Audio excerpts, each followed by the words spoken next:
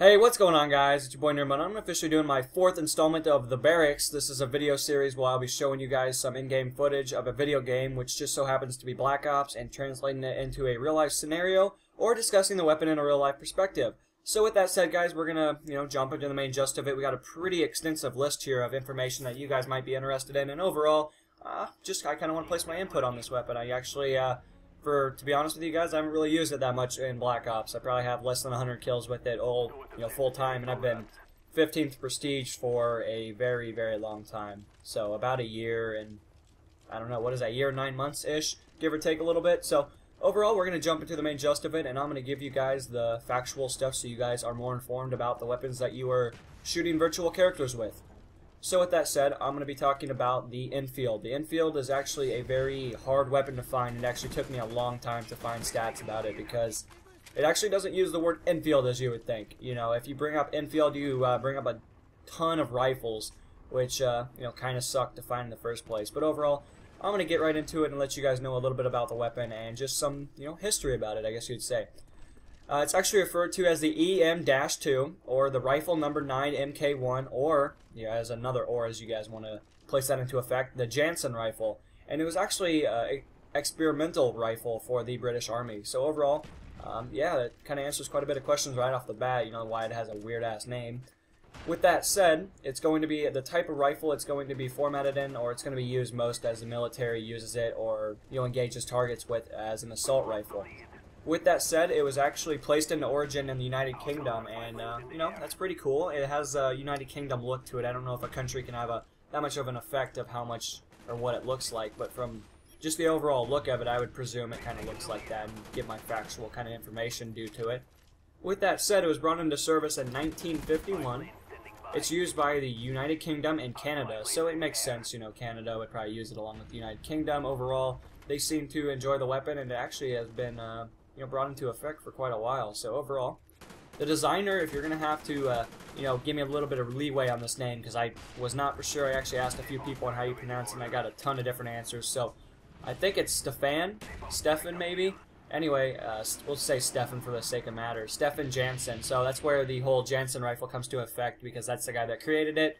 And overall, they placed his name into the overall title, and that's another username that the weapon has for its overall effect.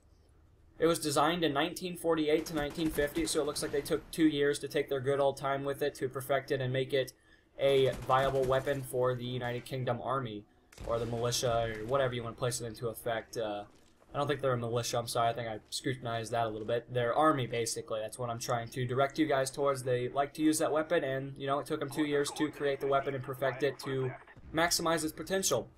So with this said, the manufacturers consist of a long list of people. There's actually some that I don't even know how to pronounce, so I'm going to pronounce the ones I do. If you guys are more interested, you guys can definitely search online, find the actual full list if you are looking for a rifle of its particular kind, or you just want to give props to the guys that, laid down the law and built the weapon. So with that said, we have the RSAF Enfield, the BSA, and it looks like the Canadian Limited, or Canadian Arsenals Limited, whatever. So the CAL. But overall, that's pretty cool. I mean, there's a couple more people, but unfortunately, I'm not very good at pronouncing some of these weird names. But overall, it's actually unknown how many were produced of the rifle. So that's actually unfortunate. I would like to know exactly how many, were built. Or I'm sorry, I actually misread that. I do apologize. There was 59 built. But they don't know exactly when it was produced. I actually read that backwards. I do apologize. This episode is turning out to be interesting for you guys already. With that said, there are a ton, and I mean a Jesus amount of variants for this weapon. I was actually flabbergasted when I first saw the list of different variants that they went through, and it's pretty interesting when you see the millimeter NATO rounds that have been constructed for this particular weapon.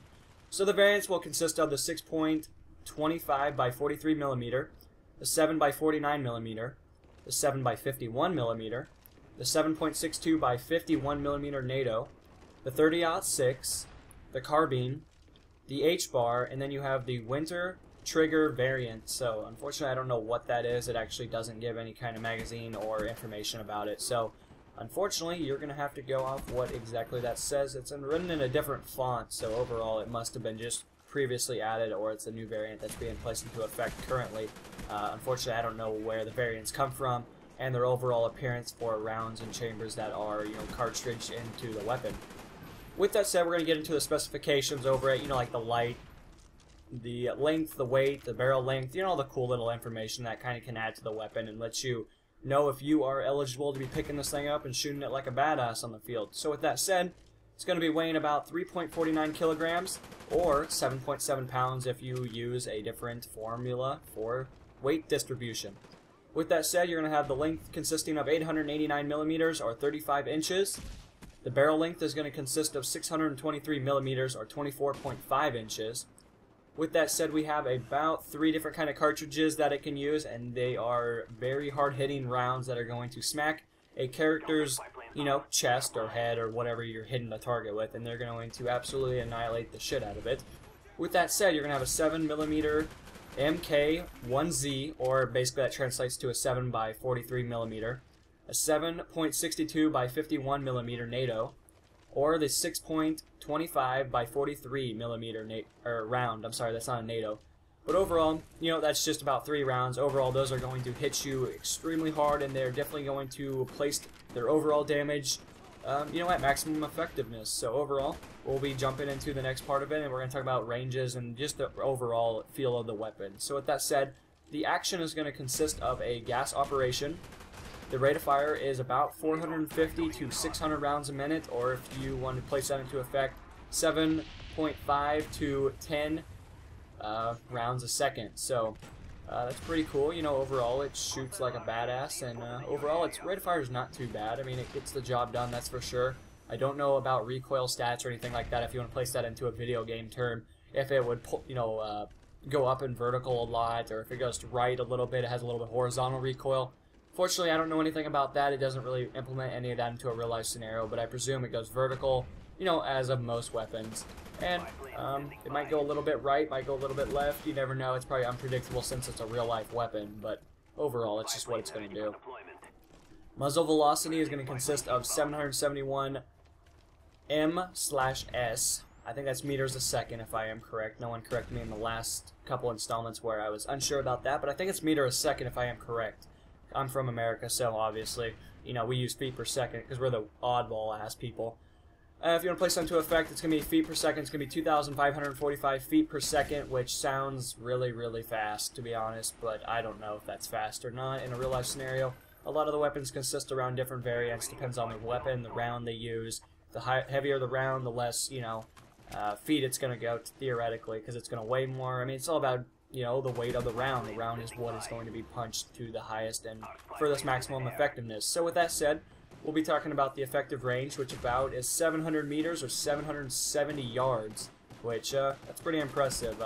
That's 7 lengths of a football field. Yeah, that's correct. I had to think about that. That's almost sad. But almost 8 football fields, and I mean, that's where it's going to start dropping off from its effectiveness. So with that said, it's going to run a 20-round box magazine, which doesn't sound like I thought. I thought it was going to be about a 30-round magazine, but maybe there's that kind out there. I'm not sure. It doesn't list anything here about 30-round magazines, but I presume there's probably been some made for it, or maybe, a box magazine, I guess that's what they're called.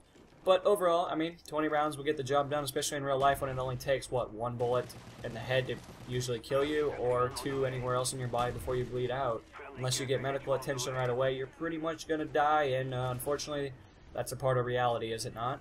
With that said, the sights are going to consist of opticals, so it looks like you can bring some optics on this bad boy. I'm sure you guys have seen some in different games. If you want to bring that into, Call of Duty, you can put your, standard issue red dot on it, or, some kind of optical zoom, could be ×4.